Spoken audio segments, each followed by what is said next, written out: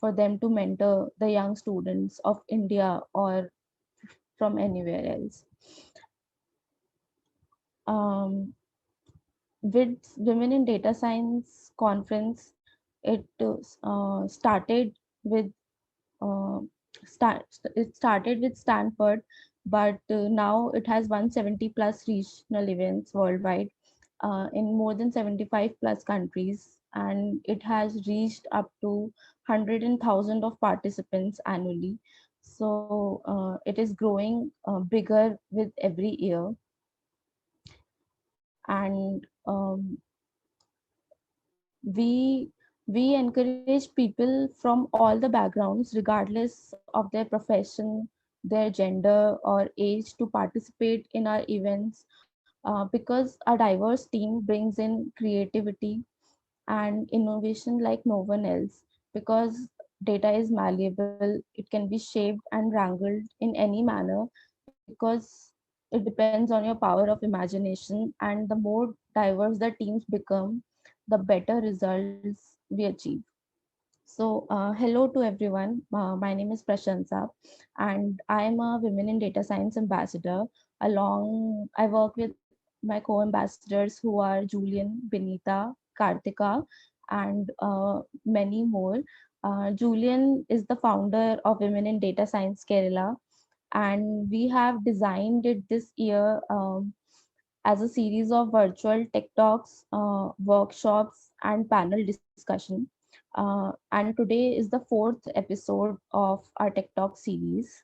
So, welcome everyone. I'll just admit.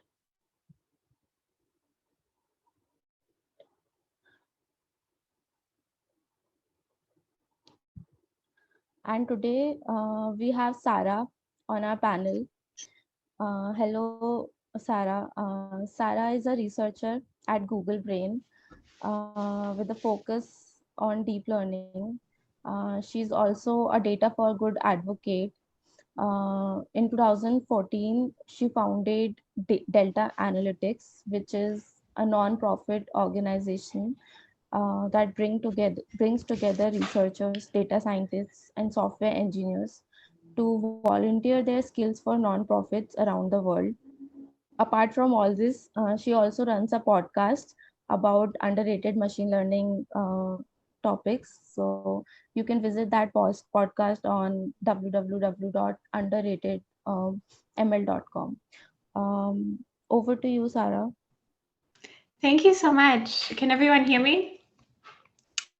Perfect. I see some nodding heads. Well, it sounds like you are all doing so much. That intro was impressive for the breadth of different outreach programs, and it's really inspiring to chat with all of you. I'm kind of torn. I think it's a smaller group, so it might be nice for us to do some more back and forth discussion, but maybe I'll start out by doing about 20-25 minutes of sharing a little bit of the work that I do at Google Research so that you can have some sense of what I do. And then I'm happy to do more of an open discussion depending on your questions. I'm happy to talk about being a researcher at Brain, what type of research I do, my work in the data for good space. So there's a few things there that we can do more of a roundtable because it's such a nice lovely small group today. So I think that could be fun as well. So let me start by firstly sharing some of my research work. So here we, oh, so I believe the host needs to enable screen sharing, and then I'll go ahead and share it.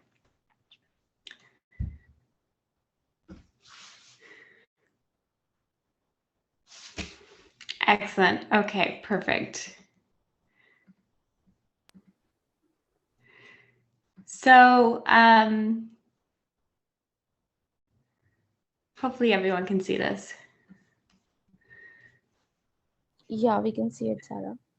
Perfect. So I wanted to start off by maybe sharing a little bit of the research I do, because then we can have a conversation that goes from there.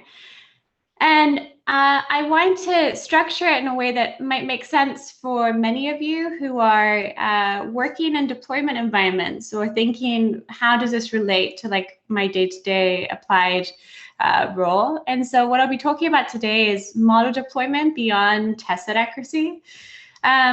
And to give you a little bit of context about my research at Google Brain, so my research is focused on how do we train models beyond just test set accuracy. So we often think about the quality of our models in terms of top 1, top 5 accuracy, but there may be things that doesn't capture. So for example, can we train models that are compact, that work in resource-constrained environments? I grew up in Africa, so a lot of the communities I grew up in, data is expensive and batteries are often the constraint on how people use technology. So a lot of my interest is how do I make these deep neural networks accessible in different parts of the world that are more resource constrained? I'm also really interested in robustness and fairness and interpretability. Interpretability is kind of the tool that we use to figure out if a model fulfills all these other criteria. So I'll be talking a little bit about that. But what I will talk about very briefly and kind of dabble in different sections is what do we mean by accuracy without true learning? And then why is it hard to get all these properties at once? Like, why are there trade-offs involved? So what do we mean? How do we get here? What is accuracy without true learning? So the Cleverhans effect is about a horse that lived in Berlin between 1891 and 1907 and was a very famous horse called Cleverhans.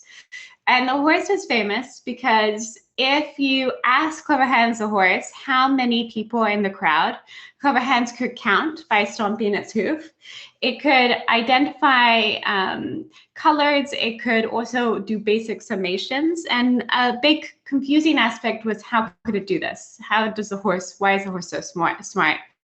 And in fact, this myth persisted for a long time until scientists designed an experimental design where a human who didn't know the answer to the question asked the question. And when the human didn't know the answer, Cleverhans also didn't know the answer.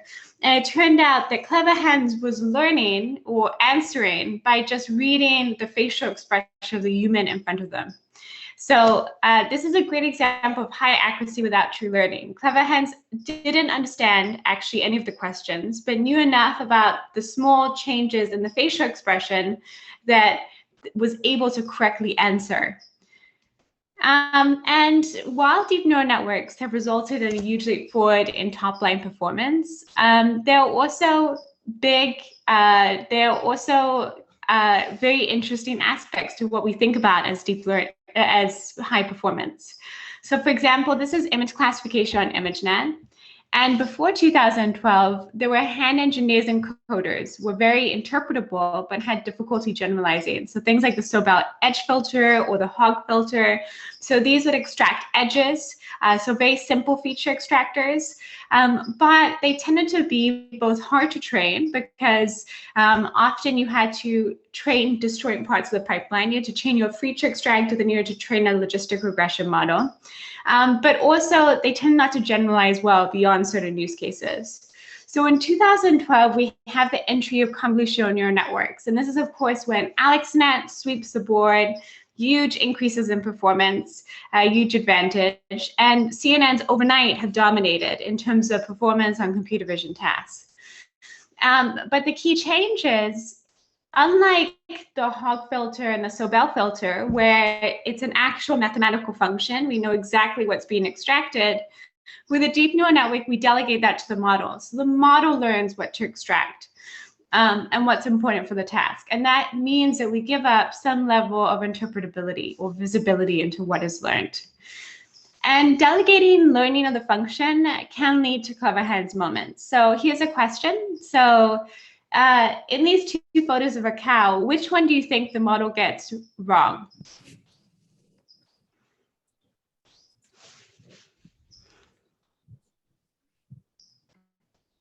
One where there's water. The one where there's water, correct. And the reason is, well, perhaps ask the next question. What about this one of a limo? Which one does the model get wrong? The one with the snow. The one with the snow, correct. Aditya also got that correct. He said second, excellent. Okay, so yes, and perhaps what you're thinking is you rationalize that is that these may be more atypical or untraditional viewpoints not present in the training set. So in our training set, depending on how the data was collected and where it was collected from, these may be more unusual vantage points. And that means that even though a human would recognize these as a cow, our models struggle to. And these are another example. So this is the Microsoft Captioning API, and essentially, like what this did was generate a caption for images. So for this one of this lovely landscape, it generated a caption of a herd of sheep grazing. Mainly because, if you can infer it, this is a typical scene in which sheep are normally pictured.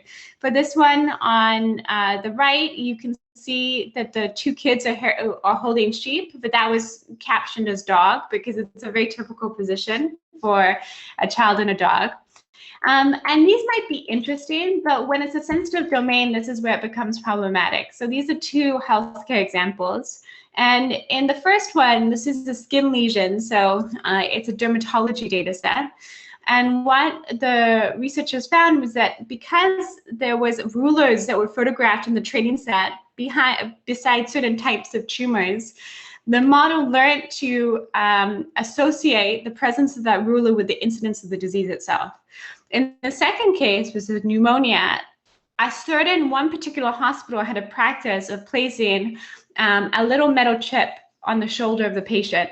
But that hospital had a higher overall incidence rate of pneumonia cases. So the model learned to associate that chip with the presence of pneumonia.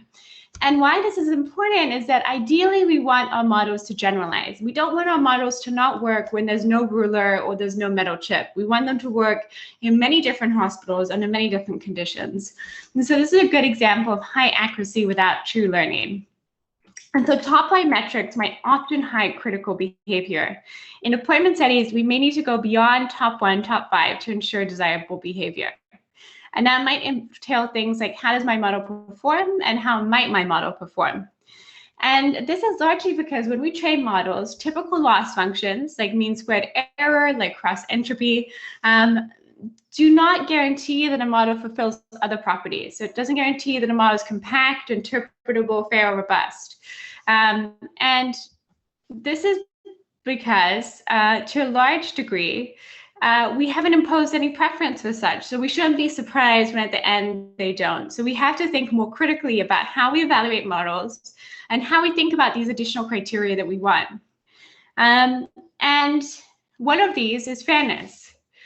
So what do you think about these objects? What stands out to you?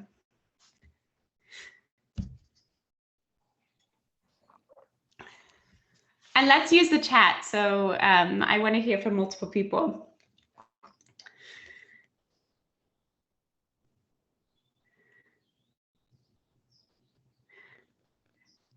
Courage. I want to hear, everyone in this group has to participate. What stands out about this group of objects? What do you think? Would you want these? Okay, Cartagena says the background is plain white. Okay, good. Consistent observation, it's true. What else? Shape of the objects, excellent. What stands out? Would you want these in your house? Would you purchase these? Uncomfortable, excellent. Irregular shapes, excellent. So these objects are all not really designed to be used.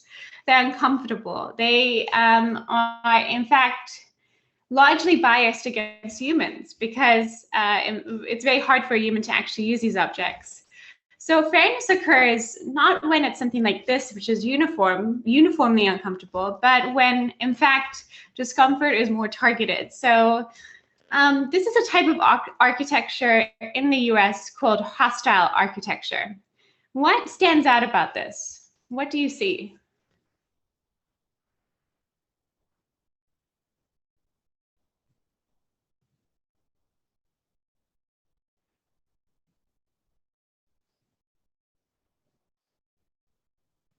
I see Prashana typing. And there's no wrong answers, just throw it out there.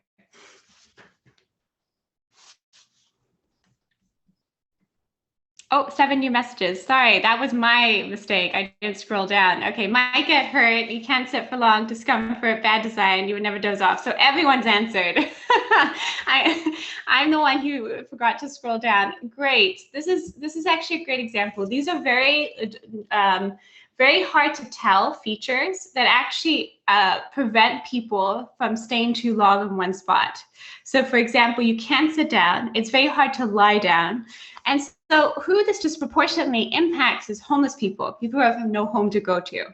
And so the discomfort is not uniform, but it's disproportionately borne by a certain subset of the population. And this is often what we mean by fairness. If something disparately impacts different groups, and some groups are much more affected than others by a change, then if it is a protected attribute or something we don't think can be discriminated against, like something like our gender or our marital status or our age, then if it's a targeted discomfort, that's when fairness implications come to the fore. And we call this algorithmic bias, so errors that create unfair outcomes. And there's been many interesting studies on algorithmic bias. So one is this idea of technology, like facial recognition technology, performing worse on certain skin colors and particularly women of color. And the second is really interesting work, which is showing the bias in the geolocation of our data sets. So there's geographic bias in how we collect our data sets. So our models tend to perform far worse on the counts that are undersampled in the training set. So for example, the notion of barbershop may be different in different parts of the world. So I was recently in Lagos a year ago, and in Lagos, a barbershop is typically on the road and you just like pull over and you get used to the man will sit down and do the barbershop.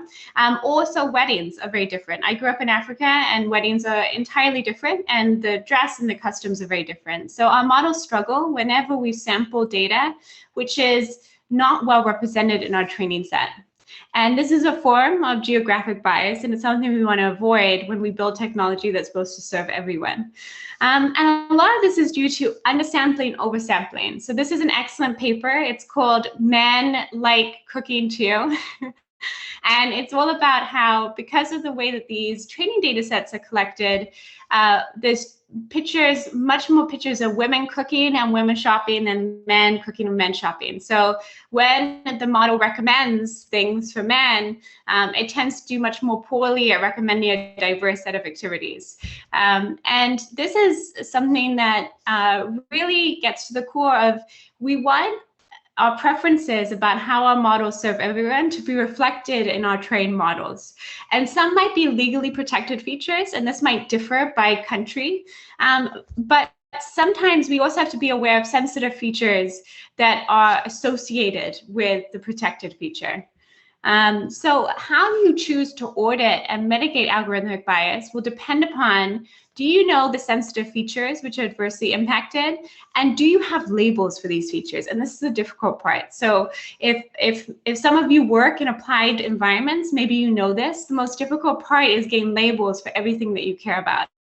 And so let's look at the best case scenario first. So let's say you know what you're concerned about and you have comprehensive labels. So then you can use what we call these intersectional metrics to track impact, to see how are these different attributes being treated over time. So you may have heard of this as a false positive rate, false negative rate. And what it does require, though, is balanced test sets that are representative of the actual use cases. An example of the intersectional audit would be the gender shades. So I showed you the difference, that the image earlier of the paper, which essentially did worse on certain facial recognition on certain subgroups. So what they did in that paper is they looked at these intersectional metrics. They had labels for everything. So they were able to look at what is the impact of the model on these groups. And when it's known and complete, the labels, it opens up a range of remedies. So if it's data-based, you can resample or rebalance, you can remove. Not always feasible to remove, and I'll tell you why. So let's look at this task. Let's pretend this is a toy task for predicting sleeping or awake. So if species is the protected feature, how do you modify the data set to remove the species feature?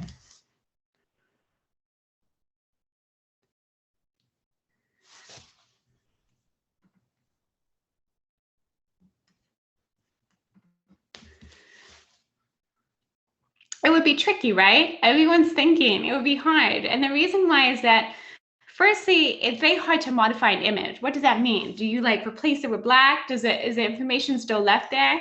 But also, it would just be hard to make sure that the model doesn't leverage other things that are associated with that species. For example, Lion cubs tend to be outside. So a lot of the backgrounds are going to be natural backgrounds.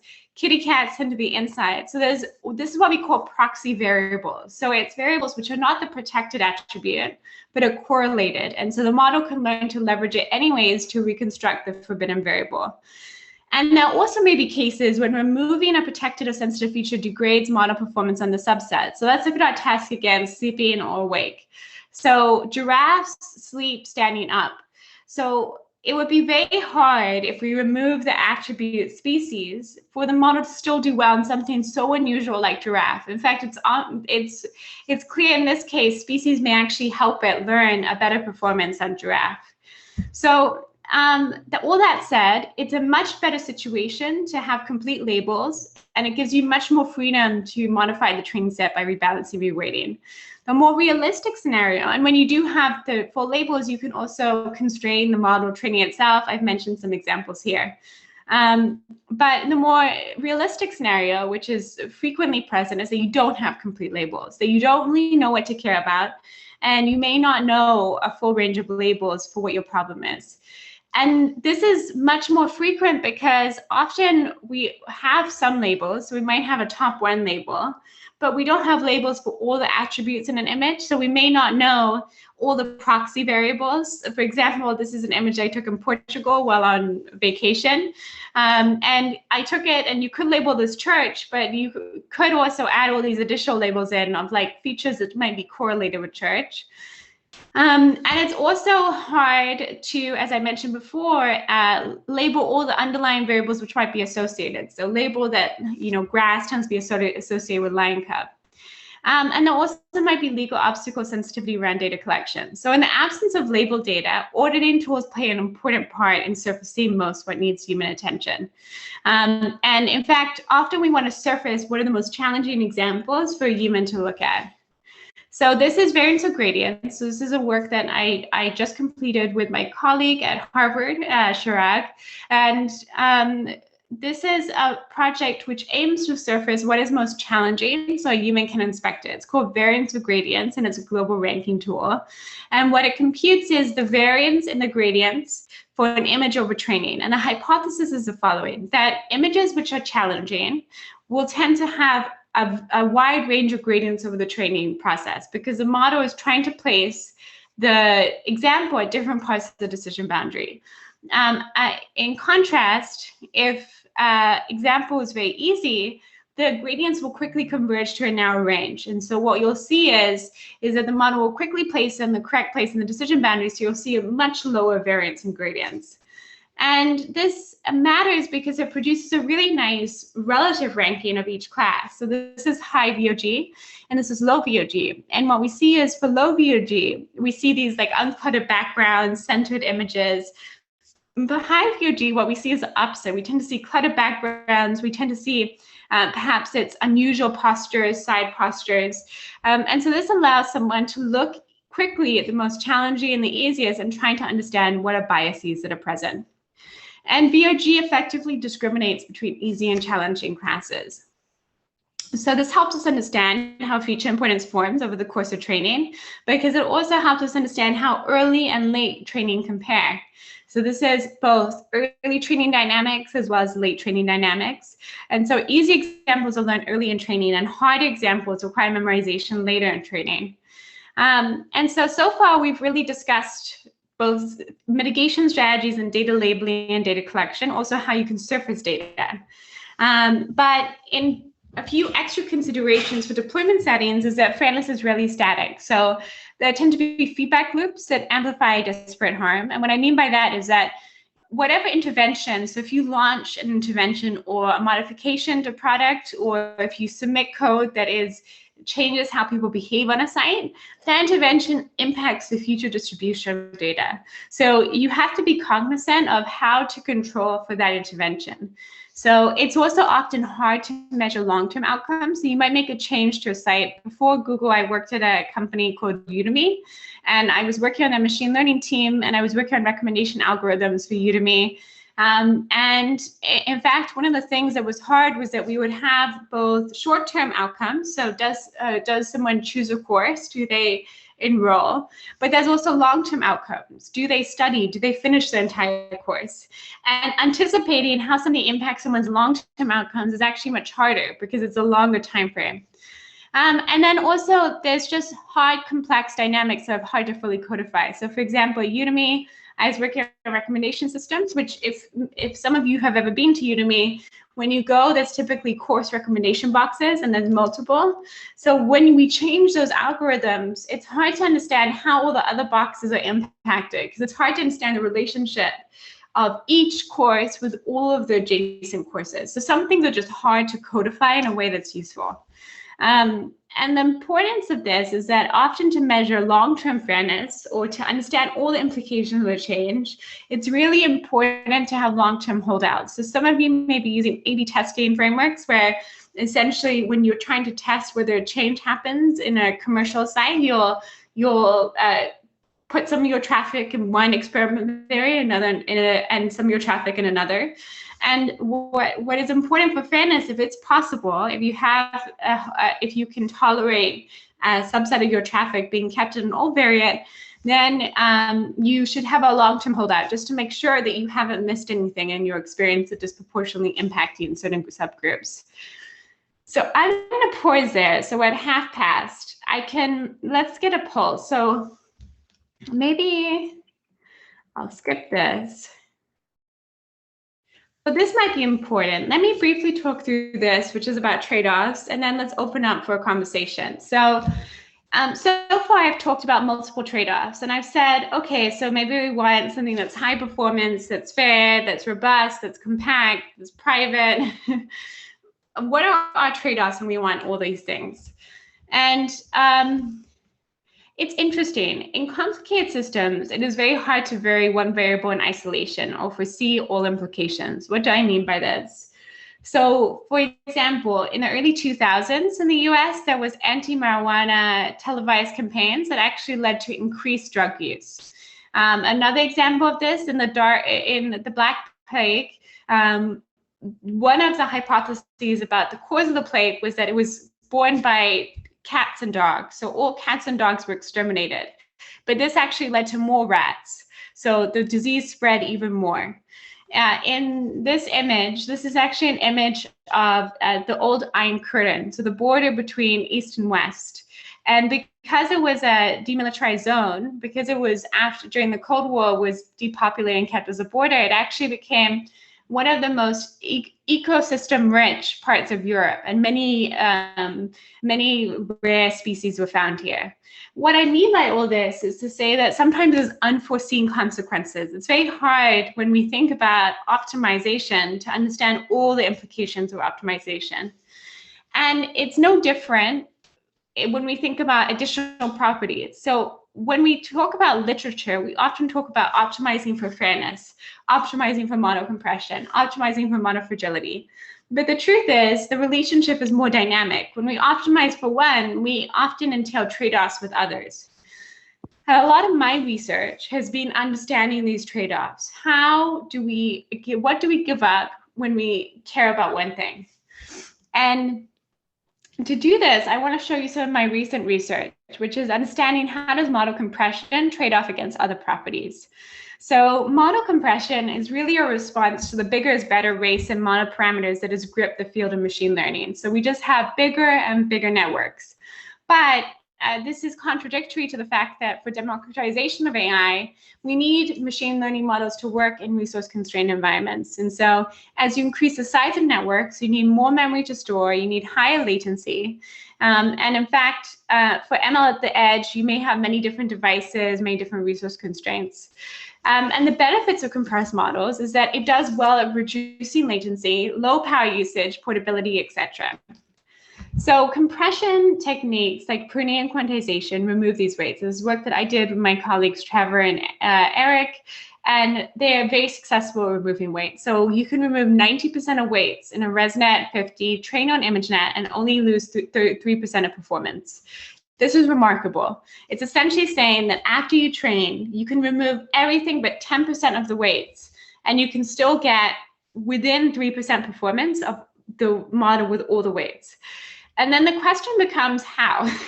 Why are we able to remove so many parameters and have comparable performance? And one possibility is that test set accuracy is not a precise enough measure. And so we ask here, if we go beyond test set accuracy, how does model behavior diverge in terms of sensitivity and also in terms of class level and exemplar classification? So we compare all these different models trained to different amounts of sparsity. And what we mean by sparsity is that if it's sparsity 90%, as I mentioned, you only have 10% weights remaining. And what we find is that firstly, compressed models and sparse models are more sensitive to natural adversarial images like ImageNet CE, so they're less robust. We also find that ImageNet A, they're more sensitive to these things like ImageNet A, which are adversarial, more challenging images. But here, this is the interesting part. So compression also trades off with algorithmic bias. So pruning identified exemplars are images where predictive behavior diverges between a population of independently trained compressed and non-compressed models. What do you notice about the difference between the non-pi and pi? And in some ways, what you'll notice is that pi is much more unusual. This example of a plastic bag, arguably many humans wouldn't attach this label to this image. What about this? What do you think the true label of this image is? Oh, excellent. The teacher said unusual design. Okay, so what's this true label for this image?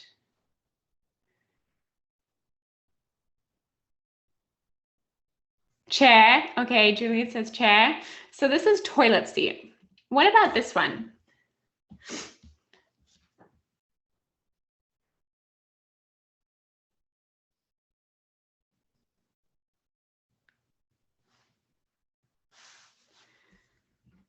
Oh, 4 new messages. I have to keep scrolling down. Mentos and Coke. I like that. Interesting. Okay. Prashada says beer, glass, glass. Okay. So this is actually espresso. And what you may have gathered from these examples is that these pies, the examples that are most impacted, are most challenging for algorithms to classify. And they over-index on these underrepresented attributes. And when those underrepresented attributes are protected attributes, such as gender or age, then compression disproportionately amplifies this bias. So this is like an example that we looked at in our paper, which is low frequency subgroups. And so particularly for old blonde males, this is the most underrepresented group. And that's what pruning impacts the most. So that's what it's amplifying. So we also find, and this is not our work, but it's recent work, that there's a privacy trade-off with fairness.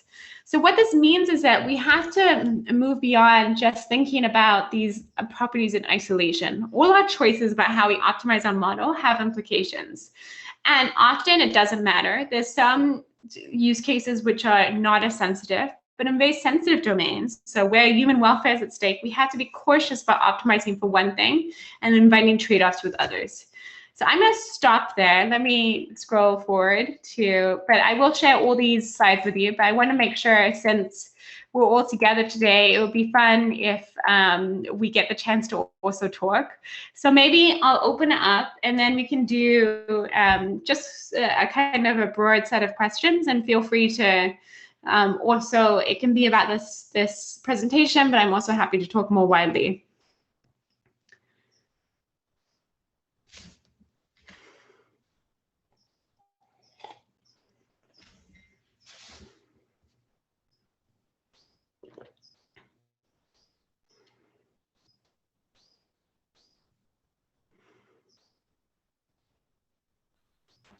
Hi, Sara.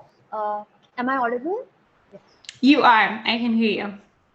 Thank you for the session. It was really, really nice. I mean, a lot of things it was really nice. Actually, I have a very basic question. I didn't really understand the whole compressed model, that the pie, that part that you explained.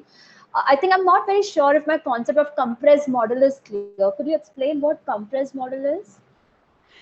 That's a really good question. So very popular compression techniques do it in different ways. So pruning techniques do it by removing weights in the model. So let's say that you have a model like Inception v2. So I believe Inception v2 has 21 million weights. So it has a lot of weights. So what a compressed model would do is that typically after training, or it depends on the technique, but maybe as you go through training, you progressively, iteratively remove weights. This can also be done in terms of activation. So the difference between that is that it's often called structured pruning versus unstructured pruning. So structured pruning tends to be removing activations, and unstructured pruning tends to be removing weights. Another popular compression technique is quantization. And here you're changing the bit representation of your weights. So you might go from something like float 32 to float 16, and then you may even do a B float 16. So you're aggressively quantizing the representation itself. And it ends up saving a lot of memory in particular, because you are essentially changing the decile representation. So those are very common techniques. Quantization, it tends to be often applied in unison with pruning. So you may actually prune and then quantize. Hopefully that clarifies. But yes, it's different from data compression, which is where in the data space, we apply techniques to also make it more compact and efficient. Yeah, that answers my question. So I just wanted to understand why what is the real need of compression? Like, I understand data compression because of the storage and everything. Is it the same idea why we need model compression as well? Yes, there's a few reasons why model compression is so urgent. So one is the size of these networks. So typically the way these parametric networks are stored is that they're stored essentially as the weight values. So when you compress, you essentially are changing many of the weight values to 0. So that's easier to store in memory. It reduces your memory requirements. So particularly for a mobile phone, the difference in storing 21 million weights. So Inception v2 is on the small side, but typically now you're storing the values for 100 million weights plus. And when you do that, even changing 20%, 30% of those weights to 0 changes your memory requirements. And that means that you have less onerous download costs of models, for example. And it's also easier to maintain because it's lower latency for the forward pass of the model.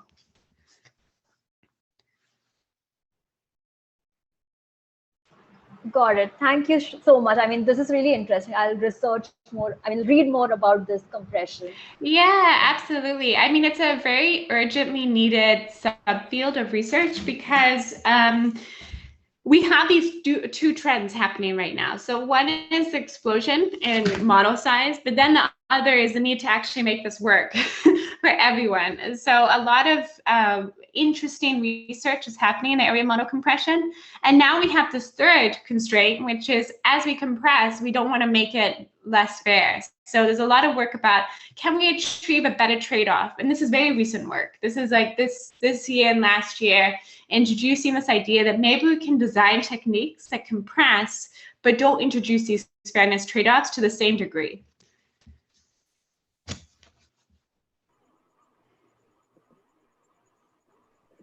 So just to clarify, when you mentioned pruning is one of the techniques that is used, do you end up having sampling bias by the end of, like if you had started with a data set that did not have values from all of the different samples that it should be having from, and when you prune eventually, do you end up having a model that was trained on a data set that was having sampling bias?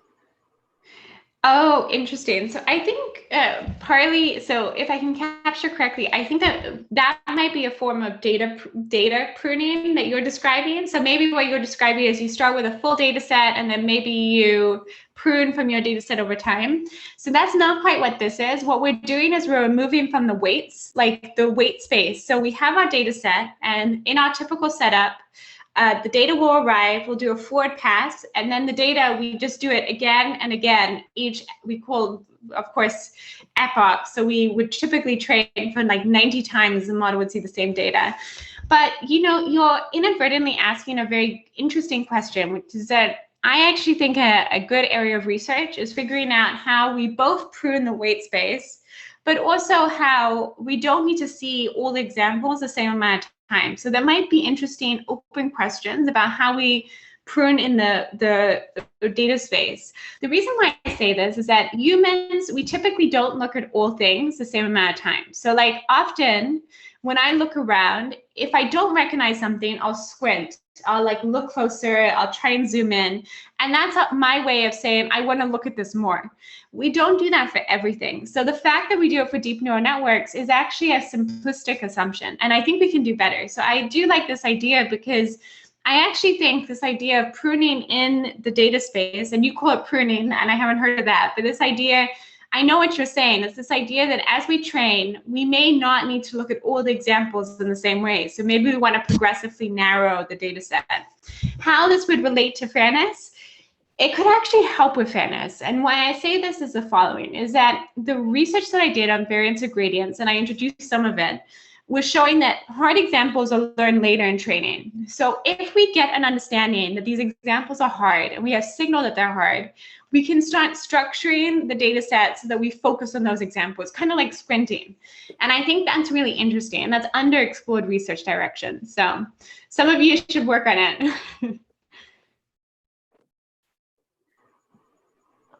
Aditya asks a question, Sara. Can we create an image classification model which can identify places like a city or a country given the proper data? So this question is really interesting because it relates really well to the properties that deep neural networks are quite good at. So it seems like the task that you're asking is can we identify any place in the world? And presumably you're saying we can create the perfect data set. So we might have an image of the place in the world. We give it everything but the location. I think it's very possible to do that. And the reason why is that our parametric models are very good at learning mappings, given enough data, and given a clear task. And here there's both.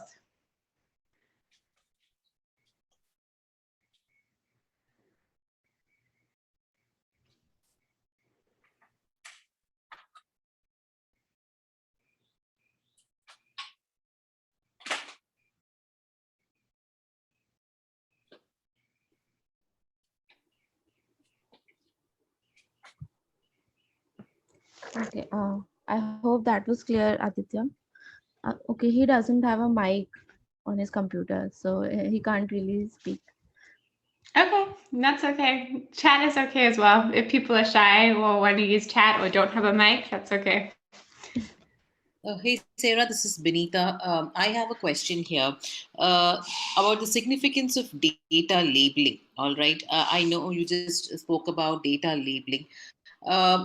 How does that affect the overall model interpretability? Basically, we see that, yeah, better the labels, the classification gets much better. But when it comes to images, we are not always lucky with labeling. So how do we tackle that?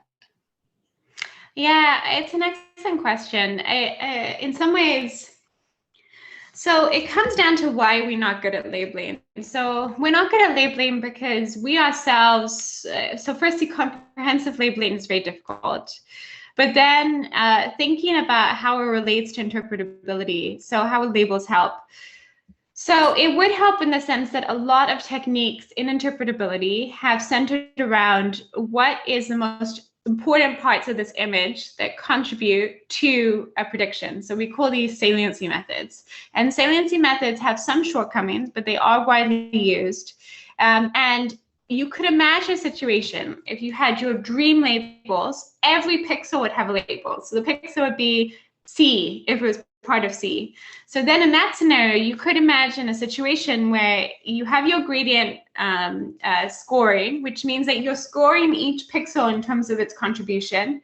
So then you could say, oh, the top 10 pixels that contribute to this prediction, 80% of them are C. And then you think the model is leveraging this because of C. So yes, it would help in that sense. We would have a much better idea of what contributes and why. The difficulty, of course, is that we're never likely to be in that scenario. So then the question becomes, well, are we still finding these tools useful regardless? I actually think there's other obstacles to using saliency maps that are not just related to labeling. So one is the following. So if you are a data practitioner and you need to deploy a model and you need to make a decision about, is this model doing what I think it does? If you look at a saliency map, and I wonder if I have an image of a saliency map that I can show. Let's see if I have any. Okay, so these are saliency maps. So this is like local feature importance. So you might have this noisy gradient, which is just the pure gradients. And then you might have something like smooth grad, which is very popular. And this gives you essentially, it visualizes that ranking of what pixels are most important. So let's say you're about to deploy a model and you look at this of this dragonfly. Is this a good model behavior or bad? What do we think?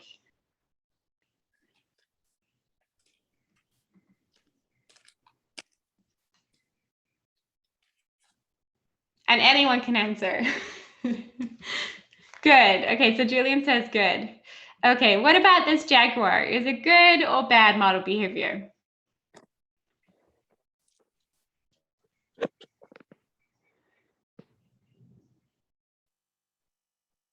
No. I just want to Okay. clarify. Sorry, I just want to clarify. We are basing it good or not based on what really exactly over here.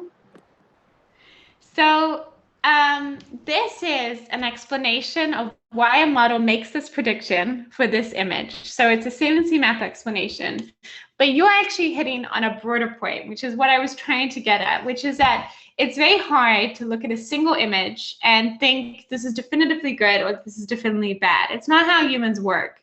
In fact, a lot of humans' understanding of what is good or bad is based on relativity. So in order for us to really say this is good, typically a human has to look at other images within the same category and see something that means bad. So this, I think, is the key limitation of saliency methods, is that they're local explanations, which means that you only look at one explanation for a single image. And let's say that you are deploying and you have a data set of 1 million different images. What do? Do you go through every single image and look at every single saliency map? So I think one of the key limitations in terms of interpretability tools that we have to look at is not necessarily labeling, because it's going to be very difficult to get to a dream world in which we have comprehensive labels. But we need to work on more tools which are global, which surface what the model finds most challenging. And I showed BOG as an example, but PIES is also an example. It shows you something that the model thinks is challenging and something the model finds easy. And so because of that contrast, you start to be able to understand, where do I need to direct my time? And saliency maps, that's where it struggles, is that you end up unable to make a decision about, is this a problem area? Should I care about this? And you end up even being able to say, is it good or bad? So very interesting.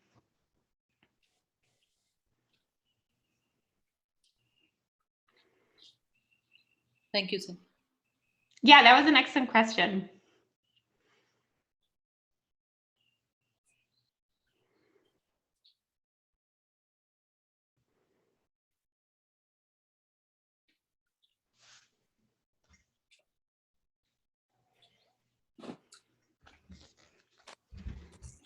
Sarah, I just wanted to ask you a question on a typical use case where we use image classification. This is with respect to pathology detection. Okay, so there is human life involved over here, and there are a lot of, say, these, for example, MRI scans that are being used for image classification.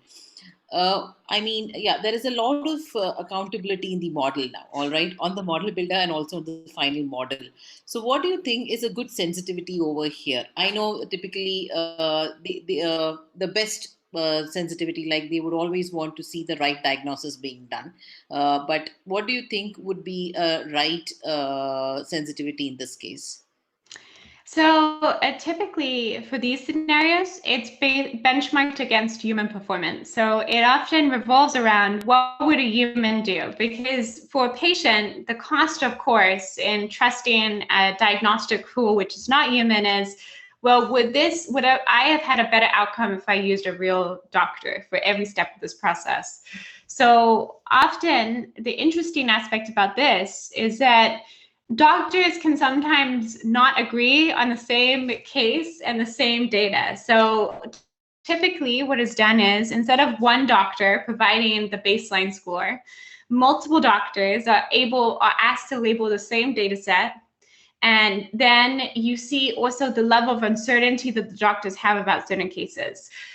So from a data perspective and from a patient perspective, if your model far outperforms human precision, then it's considered to be a valuable tool, or at least interesting for use, because you're doing as well as a human would do in that situation, and presumably it improves human outcomes.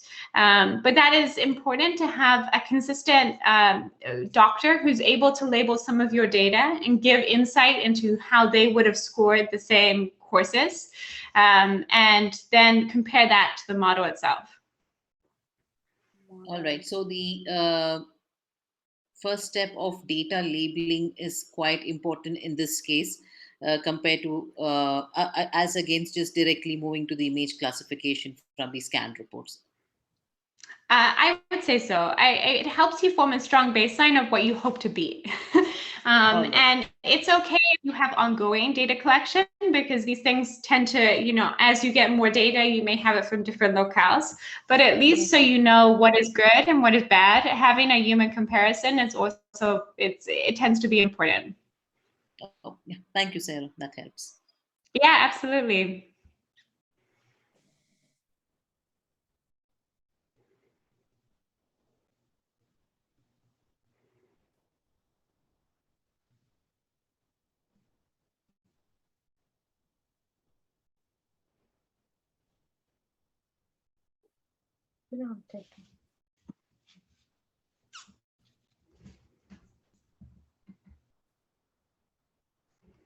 So I recently I was listening to a podcast related to this topic, and they were talking about this false alarm true and true alarm false thing, where if something is wrong, if something is right but still it gives a false alarm, it labels something incorrectly.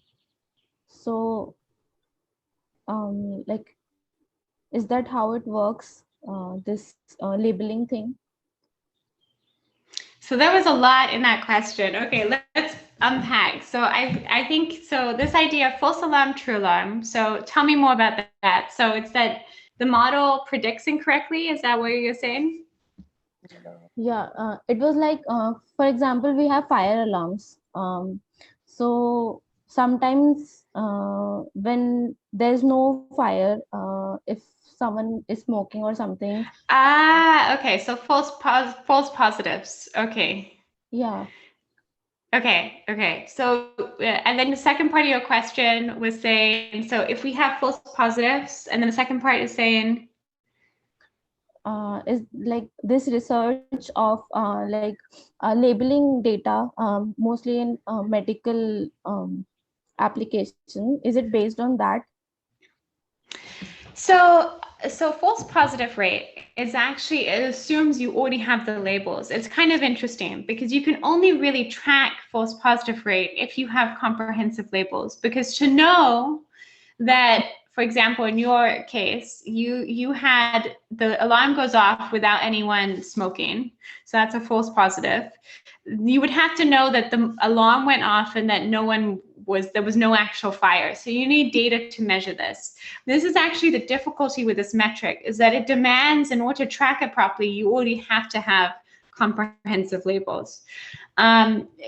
That being said, it's one of the main reasons that people collect subsets of labels for attributes they care about. So often in a fairness lens, people will track a subset of data, and they will, this is actually very typical also of robustness tests. Like, you'll label a subset of your data, things that you care about. Like if you care about performance in different countries, you'll train your model, but then you'll test it on data from a different country to see, would it still perform well on that?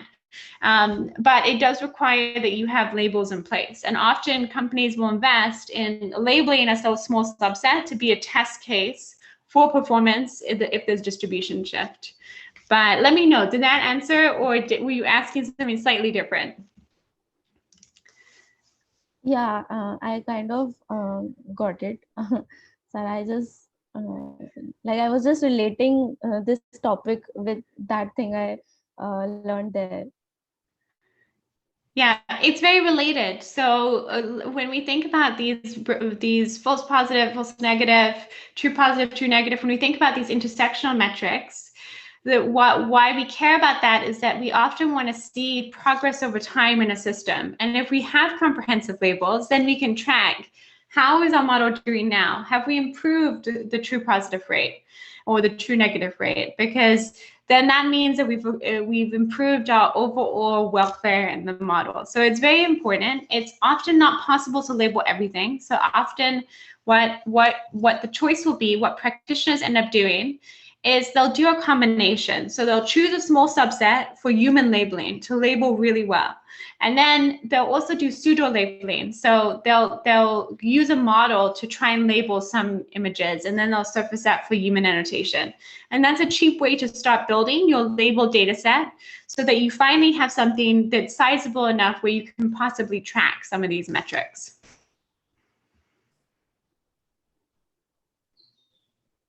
Okay, thank you, Sara. Yeah, great question. It's almost 9:30. Anybody else who wants to ask anything? Oh, I see there's a question from Julian. Could you tell us something about your team and how it's like working at Google? So this is a very good question. So my team works on pure research. So that means that a lot of what we do is visible to all of you. So I work on open source projects. So all my code for research projects, I open source many of my papers. So there's a wider Google research team, which works closer to product. So if you're passionate about product and deploying, then that's the type of research that some of you would work on.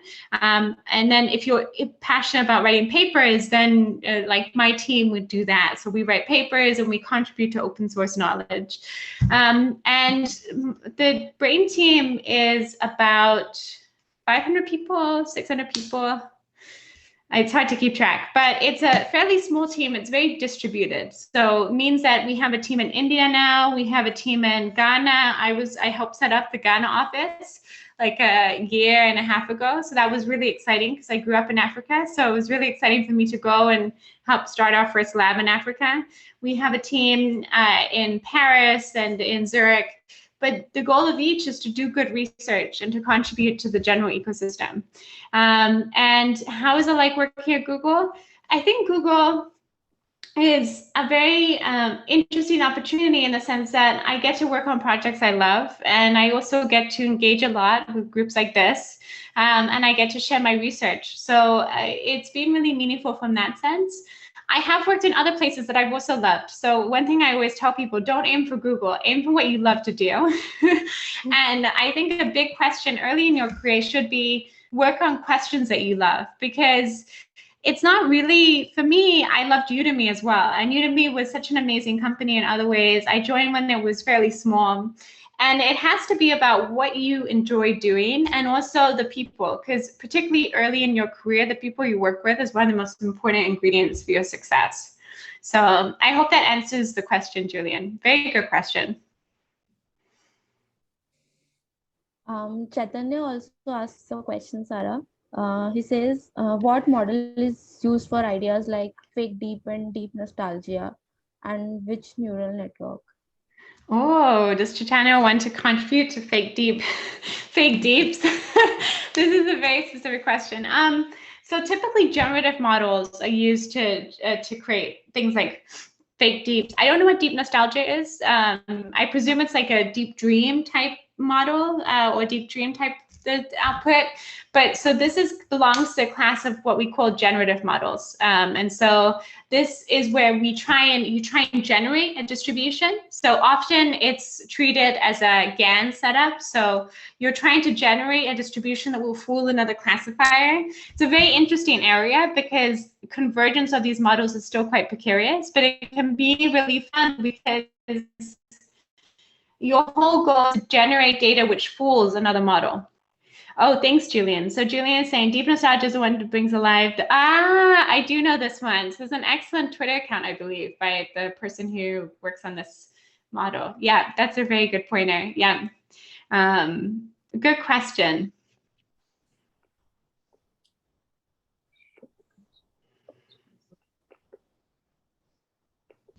Oh, 2 new messages. Okay.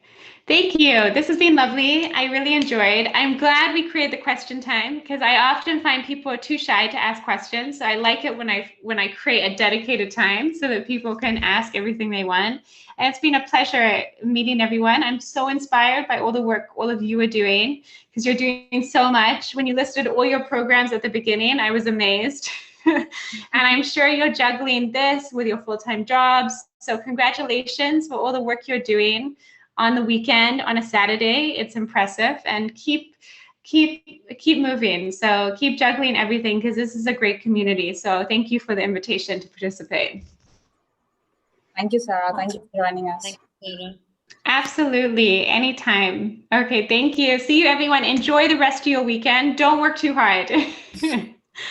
Thank you so much, Sarah, for taking your time out of your morning. Anytime. This is a great way to spend a Saturday morning. I'm leaving inspired, so thank you all. Likewise. Thank you, Sarah. Thank you.